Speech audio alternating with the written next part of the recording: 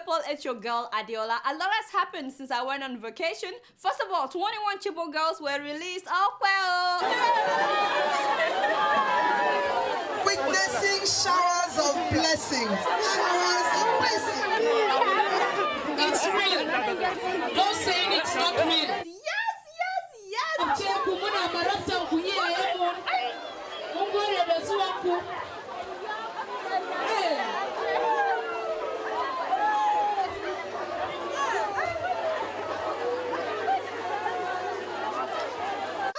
Mr. President, thank you, you know, do well. Now I know why he was telling me when we met each other, when he came to New York, that they are working on it. You know, do well. I'm so excited about this. Hopefully the remaining girls will also be released. I mean, it's been 2.5 years, way too long. The important thing now is making sure that these girls get to complete their education, get their bachelor's, their master's, and even their PhD if they want. It's very important for the Nigerian government to ensure that these girls get the education for which they've already paid a huge price. So that's the best way they can insult Boko Haram, is if these girls get the education that they wanted. Yes, one of them came back with a baby, but that doesn't mean that she can no longer go back to school. Some people have been suggesting that, oh, she just has to face raising the kid. I'm like, heck no, she needs to go back to school. And does anyone know how Amina Ali is doing? That's the Chibok girl that escaped in May, because I've been reading a lot that she has not been allowed to unite with her family. I mean, I don't know if the government is trying to protect her, but they should be more transparent on this case. Is she going through therapy? I mean, let us know. So while we're celebrating the release of these girls, and I am so excited, it's very important for us to make sure that they have a bright future and make something of themselves. These girls have dreams before they were kidnapped, so we have to make sure that we support them in order for them to realize their dreams. If you ask for my advice, I would say that the government should sponsor these girls to be rehabilitated and to study outside Nigeria. And this is just to limit the stigma. You know, a lot of people have been stigmatizing Chibok girls that returned back to Chibok, and also to help them to get over the fear of Boko Haram coming back for them. So I think that these girls should be rehabilitated. So kudos to the Nigerian government for making sure that these girls are released, and we're trusting you that you will not stop at 21. You know, do well. Another thing that happened while I was away on vacation was former governor of Anambra State, Peter Obi, revealing the many ways that Nigerian governors waste money. Traveling. Every government house or governor can tell you the number of traveling budgets, logistics, they call it all sorts of name, is almost 500 to 600 million. Hey! Did you hear that? 600 million naira for traveling. I believe you can do all your travels for a third of that. You're going to save over 1 trillion. Yes. When I came to office, I traveled with over 30 people. Everybody have a title to be in the plane. I'm the only person invited to Abuja. I pay for 30 people who have no reason to be in Abuja. Well, why did you stop the video? They follow me to Abuja. I'm the one who is going to go to a meeting. Because the idle and the hotel, they eat more. So I have a lot of bills to pay. Every trip was costing me over 10 million. 10 million naira per trip. The man said a lot of things. He also talked about how governors waste money on bulletproof cars, and they all have houses in Abuja. Imagine. We had a governor's lodge in Lagos. We had a governor's lodge in Abuja. And I asked them, why would governor of Anambra State have a lodge in Lagos? You know what they wrote me? Every other government have it. I said, that's not what I asked. Why are we having to have a lodge in Abuja? And all these governors, they built a house for the president in their state so that if the president comes, he can stay there, even though sometimes he may only come for like 1 weekend throughout their tenure. Just imagine how they are wasting money. We had almost 15 drivers in Abuja. When I'm at the airport, everybody's there because creating confusion. I said, listen, we need 3 drivers in Abuja. The rest will either have to go and look for work or come to Oka.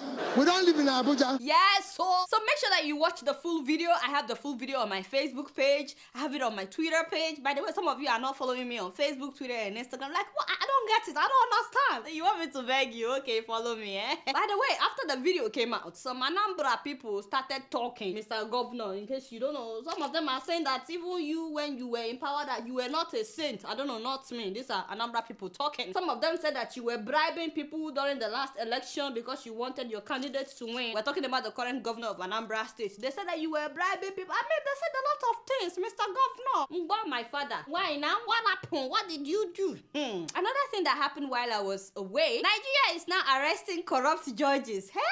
Can you believe it? As in, now they are picking up judges. So, as we know, so many cases of corrupt politicians have been in court for months, some even for years. Many corrupt officials were arrested and released as if they didn't steal anything. I share all this while they were bribing judges. Of course, we already know that. No, but once again, Oga Buhari, you have done well on this one. You know, last year it was Ghana. 32 judges were busted for collecting bribes and thwarting justice. So now it is Nigeria's turn. By the way, move closer.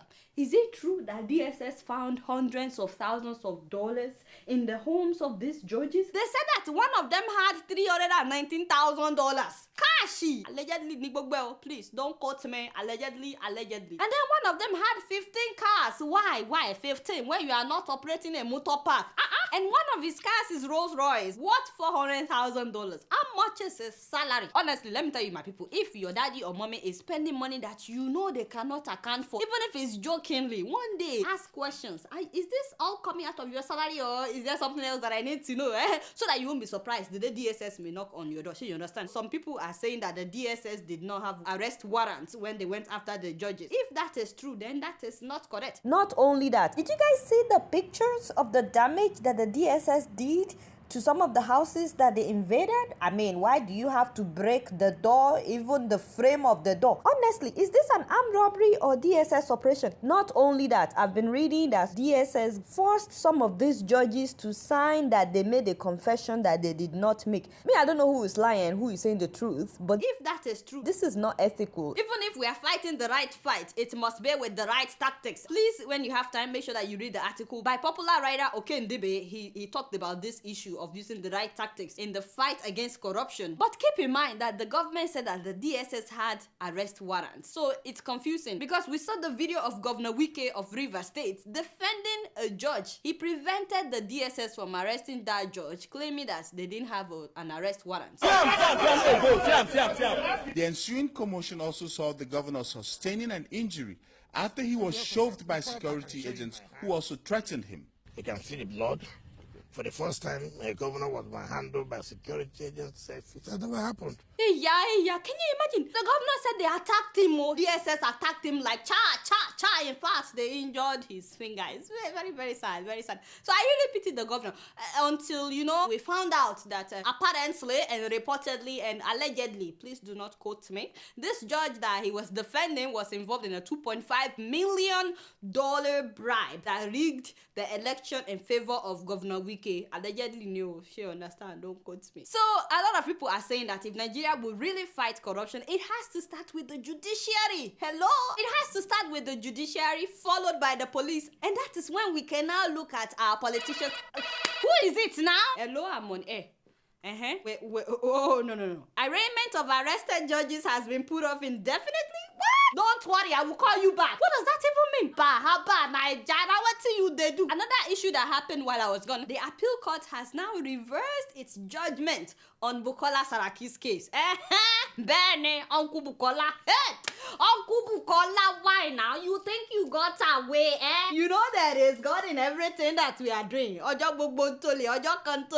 Translate that. I'm sure, of course, you don't know. Every day is for the thief, one day is for the owner. Honestly, just when you think things are starting to change in Nigeria, how bad? Saraki was accused of false declaration of assets. So some people have been arguing that if we're talking about asset declaration, he shouldn't be the only one that will be held accountable. Which is true. What about other Nigerian officials, including past presidents and all governors? That is true. We want to see the asset declaration form of all the governors and all the ministers of Obasanjo, Tinubu, Ngozi Iweala, Goodluck Jonathan, and all the senators. In fact, every public official, including judges. This thing should be free online for Nigerians to see. But of course, no Nigerian politician will agree to that. You know why? Because whenever an official is appointed or elected in Nigeria, they fill the asset declaration form and they submit it to the Code of Conduct Bureau, the CCB. But the CCB doesn't really verify the claims. They say that they do. They even said that they have the unit that is supposed to verify, but they also said they cannot verify every claim. So if they appoint me as a minister, for example, I can say that I have 10 houses that I do not have.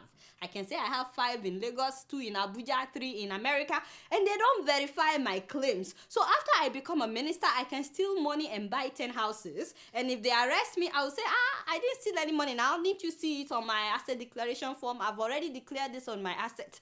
And I can get away with it. That's what a lot of Nigerian politicians are doing now. They will add things that they know that the CCB will not verify. So some people have been arguing that going after Saraki's asset declaration is witch hunting because he boycotted them to become the Senate president. They said that if you want to go after Saraki, then they should prosecute him for all the money that he stole from Kwara State. But my question is, do you really think that they will prosecute him for what he did in Kwara? I don't think so. I mean, he's gotten away with so much for so long, and now he gets away with the false asset declaration as well. Honestly, as a young Nigerian, I am tired of the fact that the thieves are the ones that we celebrate in Nigeria. Many young people now want to join politics just because they see that as a politician, you can steal all you want and get away with it. But you guys know I don't know much. Guess what? I'm just keeping it real.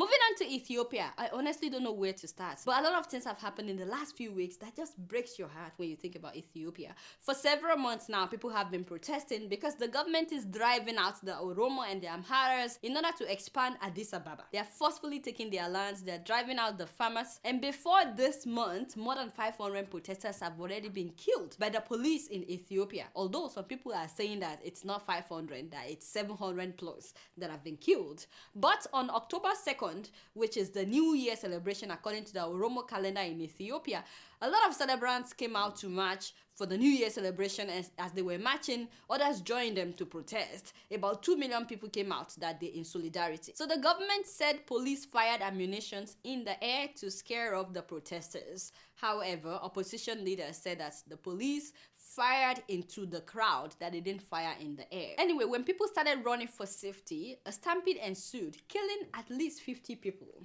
That's what was widely reported, but contrary to that report, Ana Gomez, who is a member of the European Parliament and a friend of the people of Ethiopia, said that her sources told her that 678 people were actually killed that day. President, last Sunday, the Iriesha festival in Ethiopia, it ended in a massacre. According to Oromo sources, 678 people were killed by security forces, shooting the crowd in cold blood and causing a stampede. A lot of people were trampled on and so many people fell into the ravine. Yeah, that was so sad. Just imagine about 600 people in one day.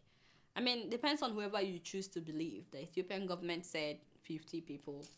Opposition members are saying it's way more than that. That hundreds of people were killed in one day because they were protesting. My condolences to all those whose loved ones were killed during the stampede and during this protest. I know it's a very difficult time now for a lot of Ethiopians. Please accept my condolences. But I was so shocked by what the government did after that. They declared a state of emergency for the next 6 months. I'm like, 6 months? 6 months! They said that this is to deal with the anti-peace protesters that have allied themselves with foreign forces. Really, Ethiopia? Are they telling us that the protesters are being sponsored by foreigners? Which foreign forces? People are protesting because they are fed up. Why does the state of emergency have to last for 6 months is what I don't understand. In case you don't know what that means, it means for the next 6 months, the Ethiopian government can arrest and detain anyone that they want without warrants. That means they can pick up anybody. And already more than 1,000 people have been arrested. It also means for the next 6 months, there is complete limitation of free speech in Ethiopia.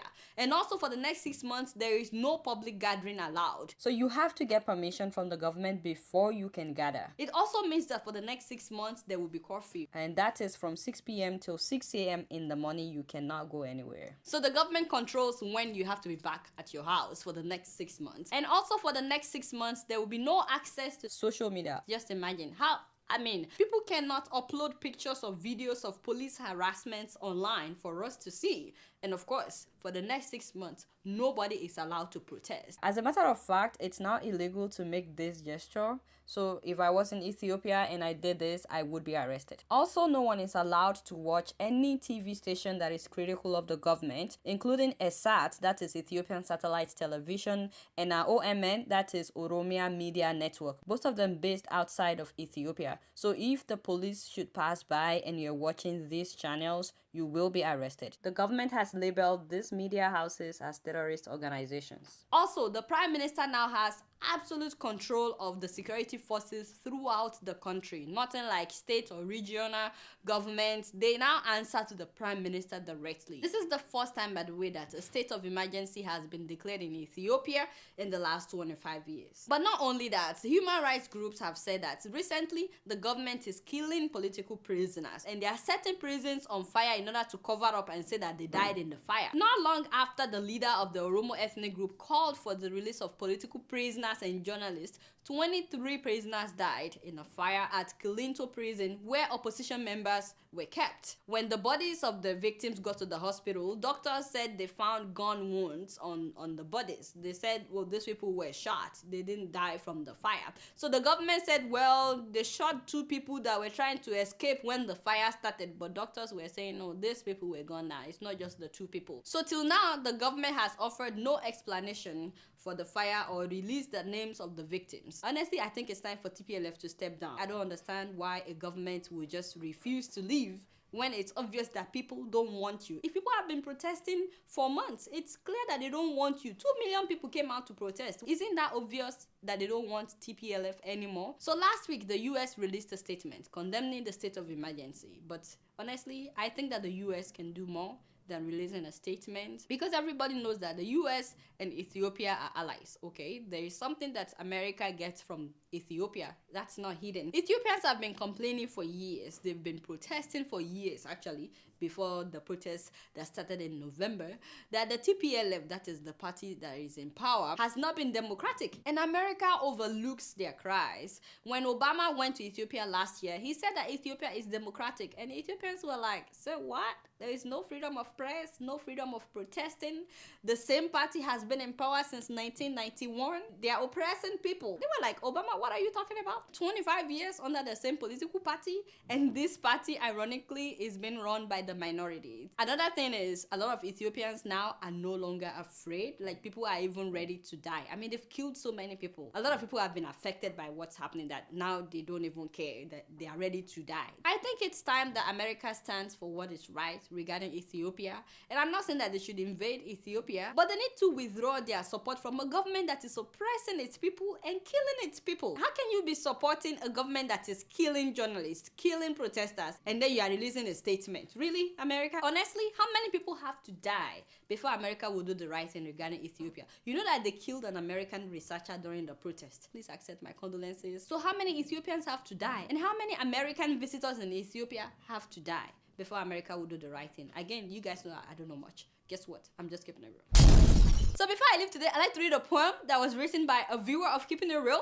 His name is Laide Salako. Kudos to you, my brother. Please make sure you check out his works. He has one on Amazon. You guys should check it out. And I just want to read one of the poems that he sent to me. And this one is titled, Dearth of the Elders in the Land. What a supposed tall child stretches his neck to see while standing on his toes. An elder sees it clearly while sitting down. So says a local proverb in this land. How come the reverse has become the case? The elders of the land are too conspicuous with their absence. They are wide awake with their eyes wide shut. Broken bottles everywhere on the ground. Wild animals let loose now on rampage. Snowstorm and rain besiege the town. Eclipse and darkness lay to it a siege. The borders porous. Gates open. Flag hosted to welcome desolation. Corruption calls a meeting. Hosted the elders at the shrine. They finally get to contribute their quota in this nation building, sacrificing their conscience. Kudos to you, my brother. That's deep. The poem is talking about how so many people that are supposed to be elders in African countries have sold their conscience without even thinking of the future of their children. They're so corrupt that they can't even see, even with their eyes wide open. Make sure that you check out his other poems. I was like, oh my God. Anyway, that's all the time that I have for emails. Please keep sending your emails to adeola.keepingitreal@gmail.com. Growing up in Kenya, my sister and I were very close. But like any sisters, we fought a lot. She always got new clothes, and I always got hand-me-downs. Now she's putting her children through school in Kenya. We still fight sometimes, especially when I send money for the kids. I tell her, buy some clothes for the younger one, and we both laugh. With nearly 500,000 locations, our app and online, this is moving money for better. Alright, y'all, it's been real, and I'm keeping it all right up in here. Don't forget to follow me on Facebook, Twitter, and Instagram. Until next week, I'm gonna see y'all later. Peace out.